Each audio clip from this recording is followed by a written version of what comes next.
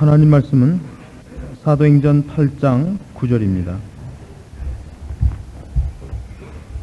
사도행전 8장 9절. 그 성에 시몬이라 하는 사람이 전부터 있어 마술을 행하여 사마리아 백성을 놀라게 하며 자칭 큰 자라 하니 낮은 사람부터 높은 사람까지 다 청종하여 가로되 이 사람은 크다 일컫는 하나님의 능력이라 하더라.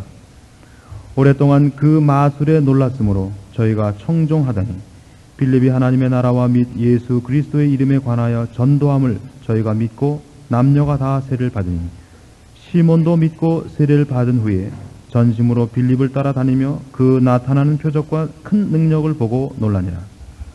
예루살렘에 있는 사도들이 사마리아도 하나님의 말씀을 받았다 함을 듣고 베드로와 요한을 보내매 그들이 내려가서 저희를 위하여 성령 받기를 기도하니 이는 아직 한 사람에게도 성령 내리신 일이 없고 오직 주 예수의 이름으로 세례만 받을 뿐이로라.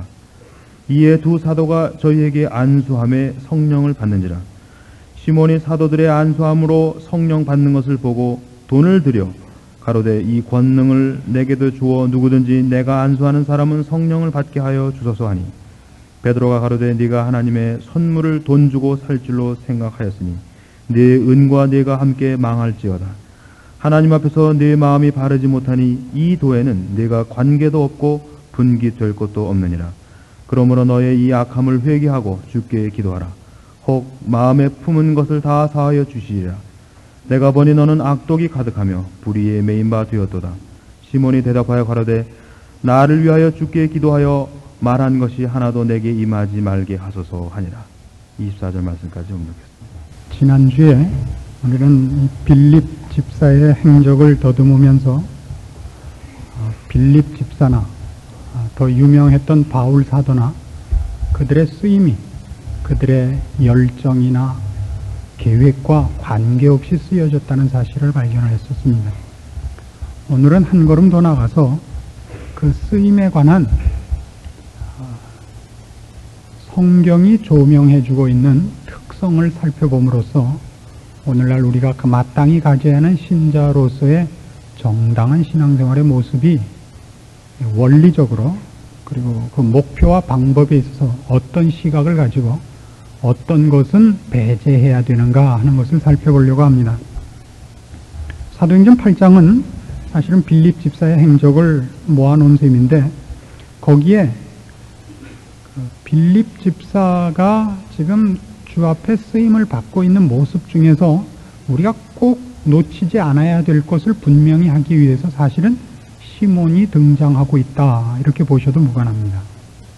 여기 마술사 시몬의 등장은 그저 그 시대에 이런 사람이 있었다라는 것 때문에 지금 기록하고 있는 것 이상으로 빌립 집사의 그 사역에 모든 신자들이 놓쳐서는 안 되는 중요한 내용을 부각시키기 위해서 지금 등장하고 있는 셈입니다. 그래서 우선 시몬부터 살펴보는 것이 순서입니다. 시몬은 13절에 보시면 시몬도 믿고 세례를 받은 후에 전심으로 빌립을 따라다니며 그 나타나는 표적과 큰 능력을 보고 놀랐다 이렇게 되어 있습니다.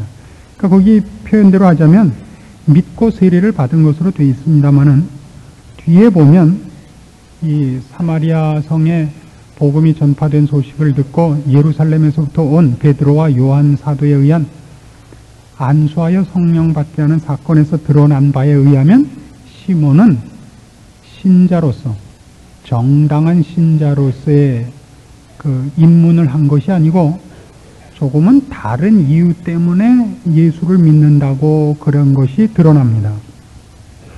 18절 보시면 시몬이 사도들의 안수함으로 성령 받는 것을 보고 돈을 들여 가로되 이 권능을 내게도 주어 누구든지 내가 안수하는 사람은 성령을 받게 하여 주소서. 여기서 이제 시몬의 본심과 시몬이 어떤 사람이요 어떤 생각에서 예수를 믿는다고 그랬었는가 하는 것이 드러납니다.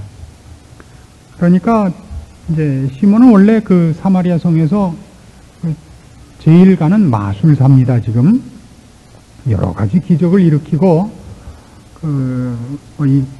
말하자면 손장난에 의한 속임수를 쓰는 정도가 아닌 보다 큰 어떤 기적을 일으킬 줄 아는 사람이었는데 빌립 집사가 오자 상대가 안 되게 된 겁니다. 그런데 그 뒤를 이어서 온 두 사도는 더 큰 일을 벌인 거예요. 그래서 그가 가지고 있던 본심을 꺼내놓은 겁니다. 즉 그는 이들이 행하는 것이 하나님 나라의 도래, 천국 복음이 지금 증거되고 있고 하나님이 계시며 하나님이 우리를 향하여 은혜를 베풀고 구원을 베풀고 우리를 부르고 있다는 징조로서 이 일들이 행해지고 있는 것을 못 보고 자기가 사용하는 마술보다 더 큰 마술을 행하는 사람들이라고 밖에는 모르고 있는 셈입니다. 우리 중에도 얼마든지 그럴 수 있는 사람이 생길 수 있습니다. 그러니까 아주 쉽게 얘기해서 예수를 믿으면 잘 먹고 잘 산다라고 얘기하는 것은 사실은 분류를 하자면 그런 식이 됩니다. 물론 처음 예수를 믿을 때 누구나 정당한 방법으로만 믿는 것은 아닙니다. 마치 우리 애들이 공부를 잘해야겠다라고 철이 들어서 공부를 잘할 때만 공부를 잘하는 것이 아니라 부모님이 무서워서 또는 공부 잘해오면 뭘 상을 줘서 열심히 하다 보니까 공부를 잘해서 나중에 훌륭한 사람이 되는 것 같이 예수를 믿는 그 방법에 있어서는 각양각색입니다. 마지막 물에 빠진 사람 기분으로 마지막으로 잡은 지푸라기 같이 이 교회를 찾아 나왔다가 진리에 접하고 주님을 만나는 수도 있고 남이 다 그러라고 옆에서 권하니까 마지못해서 한번 나왔다 그럴 수도 있고 추운 겨울날 이 마누라가 꼭 교회를 가야겠다 그러는데 뭐 인신매매단이 교회 옆에도 진을 치고 있다 그래서 마음이 불안해서 태워주러 왔다가 차 안에 있자니 기름값이 들어서 할 수 없이 따라 들어왔다가 믿을 수도 있습니다. 어떻게 믿었느냐 하는 건 중요하지 않습니다. 결국 그 내용과 진리와 우리에게 은혜와 구원을 베푸시는 주님을 만났느냐 하는 것이 중요한 거죠. 그러나 바로 그 문제에서 시몬은 틀리는 겁니다. 이걸 돈을 주고 사려고 합니다. 그래서 이 시점에서 우리가 이런 생각을 해야 됩니다. 기독교라는 것이 주께서 나에게 요구하고 제시하시고 권면하는 내용으로 진리라는 것이 우리 속에 들어와 있는 것이냐, 기독교 신앙 전체가 말이죠. 아니면 그것이 내 욕심과 내가 하고 싶은 것의 방법으로 동원되고 있느냐 하는 것은 신앙인은 언제나 조심해야 되고 확인해야 되는 가장 중요한 질문입니다. 근데 이 문제에서 기왕 이 일이 나온 김에 이 문제는 하나 짚고 넘어갈 필요가 있습니다. 기적이라는 것, 그것은 도대체 기독교 신앙에서 어느 만큼의 가치가 있느냐 하는 것입니다. 여러분 지금 신앙생활이 지금 수준보다 더 깊어지기를 원하는 분들이 틀림없이 많이 있을 거라고 생각합니다. 더 깊은 신앙, 더 충만한 진리와 은혜의 감동으로 넘쳐나는 신앙의 자리로 가고 싶어 하실 것입니다. 그렇게 되기 위하여 방법이 일반적인 방법보다는 조금은 기적적인 방법이 있었으면이라고 누구나 생각할 거라고 생각합니다. 그것이 꼭 좋은 방법이냐? 성경이 그런 것을 가장 좋은 방법으로 제시하느냐 하는 것을 우선 이 문제에서 짚고 넘어갈 필요가 있습니다. 누가복음 16장에 가시면 바로 그 질문에 대한 가장 적절한 이해가 나옵니다. 누가복음 16장 19절입니다.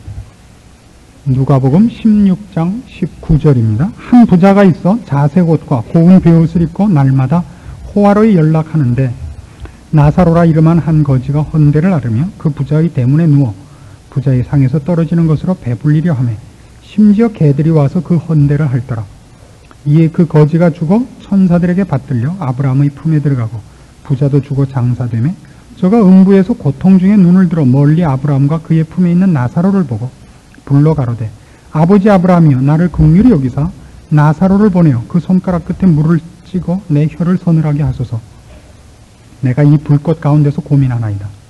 아브라함이 가로되 예 너는 살았을 때 네 좋은 것을 받았고 나사로는 고난을 받았으니 이것을 기억하라. 이제 저는 여기서 위로를 받고 너는 고민을 받느니라. 이뿐 아니라 너희와 우리 사이에 큰 구렁이 끼어 있어 여기서 너희에게 건너가고자 하되 할 수 없고 거기서 우리에게 건너올 수도 없게 하였느니라. 가로되 그러면 구하노니 아버지여 나사로를 내 아버지의 집에 보내소서. 내 형제 5이 있으니 저희에게 증거하게 하여 저희로 이 고통받는 곳에 오지 않게 하소서. 아브라함이 가로되 저희에게 모세와 선지자들이 있으니 그들에게 들을지니라. 가로되 그렇지 아니하니이다. 아버지 아브라함이여 만일 죽은 자에게서 저희에게 가는 자가 있으면 회개하리이다. 가로되 모세와 선지자들에게 듣지 아니하면 비록 죽은 자 가운데서 살아나는 자가 있을지라도 고난을 받지 아니하리라. 자, 여기 기적이 어떤 의미와 가치를 지니느냐 하는 아주 대표적인 비유가 등장을 합니다. 하나님의 말씀과 그 내용과 영원한 약속이 평범하게 증거된 것과 기적과 함께 증거된 것은 어느 쪽이 더 효과가 있을 거라고 생각을 하십니까? 여러분 생각에 기적과 함께 있는 것이 분명히 효과가 있습니다. 그냥 그저 평범한 사람이 와서 평범하게 기독교의 내용을 얘기하는 것과 그 사람이 만일 우리 집에 와갖고 기도해서 우리 집에 있는 병자를 일으키고 또 우리 속에 있는 비밀스러운 죄를 지적하면서 하나님이 나에게 이걸 알게 하셨다. 너는 내 말을 들어라. 이렇게 하는 쪽에 훨씬 효과가 있을 것은 자명한 일입니다. 그러나 바로 여기에 하나의 아주 미묘한 함정이 있습니다. 예를 들면 이렇게 해보십시다. 제가 이제 안 믿는 집 사람인데 어떤 사람이 저희 집에 와가지고 조금 전에 얘기한 것 같이 저희 가정에 알아 누워있는 저희 애를 일으키고 제 마음속에 있는 비밀스러운 고민거리를 지적을 했습니다. 그러면 제가 야 정말 하나님이 계시는구나. 영원한 나라가 있구나. 그럼 제가 어떻게 해야 되겠습니까? 이렇게 나올 것 같습니까? 안 그렇습니다. 여러분 어떻게 할 것 같습니까? 여러분이 그 일을 당하면 여러분 집에 누가 오셔서 뭐 누구라 할 것도 없죠. 뭐 제가 가서 당신 이런 고민이 있죠. 당신 몇 번째 어금니가 썩었죠. 그래서 딱 기도해서 고쳐주고. 그럼 여러분 당장 그러면 어떻게 할 것 같아요? 목사님 어떻게 제가 살아야 정당하게 사는 겁니까? 이럴 것 같습니까? 아니에요. 목사님 그럼 이번 주에는 어디 주를 살까요? 이렇게 물어보죠. 기적은 분명히 우리를 무한한 신뢰감을 갖게 하고 기대를 갖게 하는데 그게 꼭 정당한 대로 간다는 것까지는 보장을 못합니다. 기적이. 그게 우리를 금방 지금 시몬같이 방법으로 끌어당겨서 내가 원하는 데 신의 노릇을 시킨다고요. 기적일지라도. 저희 어머님이 예전에 말이죠. 저희 어머님은 참 이 설교 들으시면 참 좀 곤란하시겠지만 여러분의 이익을 위해서 제가 저희 어머님을 이렇게 오늘 좀 그렇게 하겠습니다. 저희 어머님은 이 세상에 있는 어떤 여자보다도 말하자면 신앙적으로 좋을 수밖에 없는 조건을 갖고 계십니다. 목사를 아들로 두셨을 뿐만 아니라 목사를 또 아버님으로 모신 분입니다.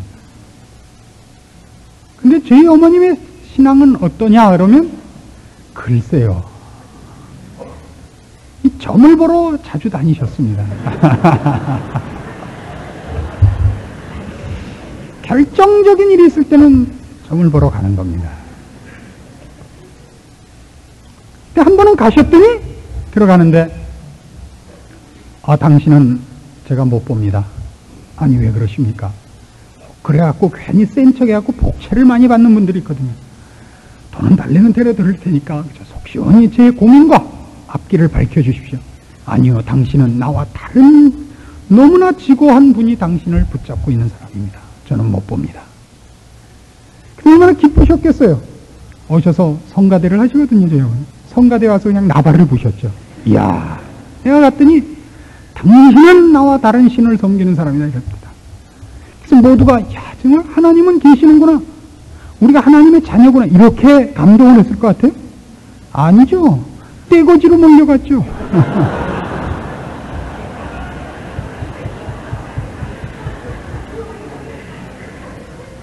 이게 기적에 굉장히 감춰져 있는 함정입니다. 그러니까 지금 시몬이 이 빌립 집사의 한 일과 두 사도가 와서 한 일을 보고 하나님이 계시는구나, 다른 세상이 있구나, 이게 아니라 몸만 발견한 거예요. 이야, 이 방법을 써서 여태껏 시시하게 1, 200만 원 갖고 놀았는데 이제 억대로 놀자, 이렇게 스케일이 바뀌었지, 기적으로 스케일이 바뀌었지 방향과 목표가 바뀌지는 않는다고요. 그 지금 얘기입니다. 모세와 선지자에게 듣지 아니하면, 모세와 선지자라는 건 여기서 구약 성경을 대표하는 것이고, 보통 얘기할 때 성경을 얘기하는 겁니다. 성경 말씀으로 되지 않는 자는 죽었다가 살아난 사람이 가서 얘기를 해도 효과가 없다 이겁니다. 우리는 얼마나 끊임없이 하나님이 이렇게 해주신다면, 이런 방법으로 하신다면 그러죠. 근데 그 방법이 보통 뭐죠? 내가 지금 당장 필요로 하는 거죠. 요것만 해준다면 하나님이 살아계신 것을 믿겠다. 요것만 해주시면 하나님이 나를 사랑하는 것을 믿겠다. 이렇게 갖다 걸어가지고 실상은 지금 내가 필요로 하는 것을 뺏어가는데 목표를 두고 있는 스님. 그래서 지금 이 시몬과 비교를 함으로써 빌립이 뭐가 두드러지느냐 하면요, 빌립은 그가 한 모든 기적으로 인하여 그가 보답을 받지 않습니다. 그것이 사도행전 8장 기록의 아주 중요한 내용입니다. 다시 돌아가 보십시다. 우선 빌립은 이 사마리아에 가는 이유가 지난주에도 우리 살펴본 바와 같이 핍박에 쫓겨서 간, 그러니까 영적이거나 개선하는 모습으로 가는 것이 아니라 누가 초청을 한 것도 아니고 기대를 한 것도 아니고 숨어서 도피 행각으로 간 곳입니다. 게다가 그가 가서 한 일에 대하여 뒤를 누가 와서 빛을 보냐 하면 베드로와 사도가 와서 빛을 보고, 그는 어떻게 되냐 하면요, 26절 주의 사자가 빌립더로 일러 가로되 일어나서 남으로 향하여 예루살렘에서 가사로 내려가는 길까지 가라. 가사까지 인도돼서 갑니다.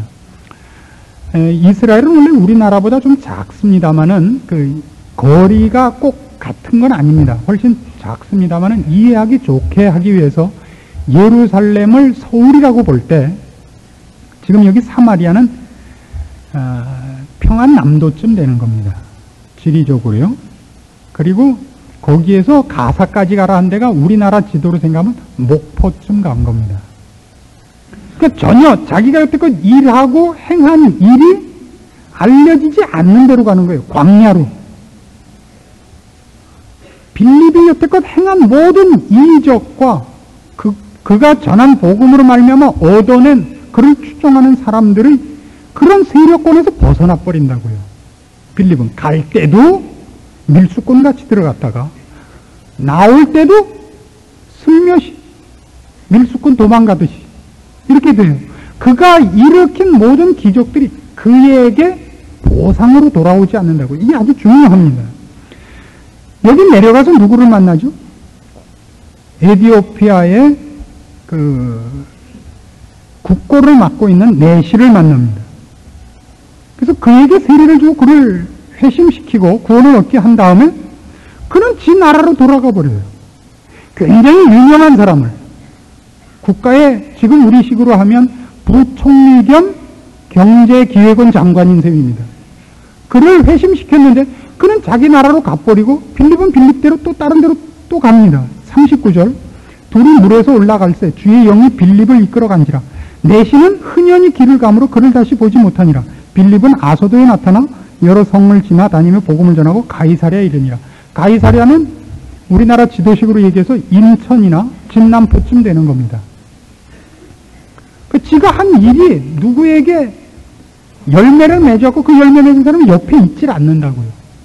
그가 한 일이 주변에서도 모르는 쪽으로 자꾸 끌려다니고 옮겨다녀서 늘 새로운 사람으로, 그러니까 낯선 자로 그렇게 이끌려 다니고 있는 모습을 여러분이 조심해서 보셔야 됩니다. 왜 이것이 사도행전 8장에 기록되어야 되는지 아십니까? 신앙생활의 가장 어려운 점이 뭐냐 하면 우리가 한 신앙적인 삶이 지금 이 세상을 사는 동안 나에게 보상되지 않는다는 것 때문에 어렵습니다. 여러분, 정직하게 산 것과 거룩하게 산 것이 이 세상을 사는 동안에 보답되지 않기 때문에 어느 신자든지 신앙적인 생활을 감춰놓는 것입니다. 그 문제에 대한 대표적인 예를 마태복음 25장에서 찾아봅시다. 마태복음 25장 14절부터 보십시다. 또 어떤 사람이 타국에 갈새 그 종들을 불러 자기 소유를 맡김과 같으니 각각 그 재능대로 하나에게는 금은 5달란트를, 하나에게는 2달란트를, 하나에게는 1달란트를 주고 떠났더니 5달란트 받은 자는 바로 가서 그것으로 장사하여 또 5달란트를 남기고 2달란트 받은 자도 그같이 하여 또 2달란트를 남겼을 때 1달란트 받은 자는 가서 땅을 파고 그 주인의 돈을 감추어 두었더니 오랜 후에 그 종들의 주인이 돌아와 저희와 회개할세 5달란트 받았던 자는 5달란트를 더 가지고 와서 가로되 주여 내게 5달란트를 주셨는데 보소서 내가 또 5달란트를 남겼나이다. 그 주인이 이르되 잘하였도다. 착하고 충성된 종아, 네가 작은 일에 충성하였으면 내가 많은 것으로 네게 맡기리니 네 주인의 즐거움에 참여할지어다 하고 2달란트 받았던 자도 와서 가로되 주여 내게 2달란트를 주셨는데 보소서 내가 또 2달란트를 남겼나이다. 그 주인이 이르되 잘하였도다. 착하고 충성된 종아, 네가 작은 일에 충성하였으면 내가 많은 것으로 네게 맡기리니 네 주인의 즐거움에 참여할지어다 하고 1달란트 받았던 자도 와서 가로되 주여 당신은 굳은 사람이라 심지 않은 데서 거두고 해치지 않은 데서 모으는 줄을 내가 알았으므로 두려워하여 나가서 당신의 달란트를 땅에 감추어 두었었나이다. 벗어서 당신의 것을 받으셨나이다. 그 주인이 대답하여 가로되 악하고 게으른 종아, 나는 심지 않은 데서 거두고 해치지 않은 데서 모으는 줄로 네가 알았느냐? 그러면 네가 마땅히 내 돈을 취리하는 자들에게나 두었다가 나로 돌아와서 내 본전과 별리를 받게 할 것이니라 하고 그에게서 그 1달란트를 빼앗아 10달란트 가진 자에게 주어라. 무릇 있는 자는 받아 풍족하게 되고 없는 자는 그 있는 것까지 빼앗기리라. 이 무익한 종을 바깥 어두운 데로 내어 쫓으라. 거기서 슬피 울며 이를 갈미 있으리라 하니라. 자, 이 달란트 비율을 잘 보세요. 5달란트 받은 사람, 2달란트 받은 사람, 1달란트 받은 사람 중에 1달란트 받은 사람이 왜 그걸 감춰두고 묻어뒀는지 아십니까? 거기서 얻어지는 모든 이익은 그걸 맡긴 사람 거란 말이에요. 5달란트를 갖고 나가서 5달란트를 남긴 것이 내 것이 되는 것이 아니라 주인이 맡긴 것으로 남긴 것이기 때문에 주인이 왔을 때 주인이 맡긴 5달란트와 그것으로 인하여 남긴 것까지 다 주인에게 돌아가는 거라고요. 내 것이 아니라. 그래서 1달란트 받은 사람은 어떻게 하겠냐면 주인이 건 갖다 파묻고 지 생활을 한 거죠. 지 걸로 해서 자기한테 돌아오는 농사만 지은 거예요. 아시겠습니까?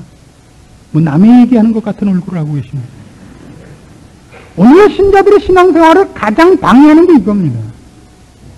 우리의 인생과 우리의 삶과 우리의 모든 것이 주께서 나에게 맡긴 것이라는 생각이 없는 것입니다. 그걸로 하는 모든 것이 주께 돌아가는 것이고 나에게 돌아오지 않습니다. 그렇죠? 거룩히 사는 것, 정직히 사는 것, 주를 앞세우고 사는 것, 십자가를 지고 사는 것이 이 세상을 사는 동안에 나에게 보답되는 게 뭐가 있습니까? 아무것도 없죠. 밤낮 밟히죠. 아, 이게 가만히 있었더니 사람을 뭐 구독인 줄 알아? 내가 먹던 떡이야? 먹었다 뱉었다 씹었다 밟았다. 아주 사람을 우습게 알아? 그렇죠. 주를 닮아가게 산 것으로 이 세상에서 아무 보답을 못 받습니다. 그래서 어느 날 관도, 제가 알고 있는 예전에 이 평양에 살던 그 주장로님이라고 계셨습니다. 우리 주성호 목사님 할아버님이라고 제가 이름은 안 밝히겠는데요.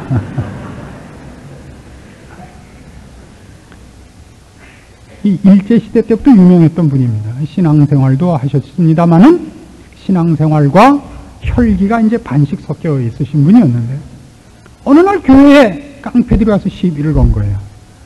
어떻게 하셨는지 아십니까? 잠깐 기다리라오. 들어가서 아버지 잠깐 다녀오겠습니다. 그냥 무차별 폭격을 한 다음에 돌아와서 회개를 했다 이거예요. 그렇게 산다고요 우리가.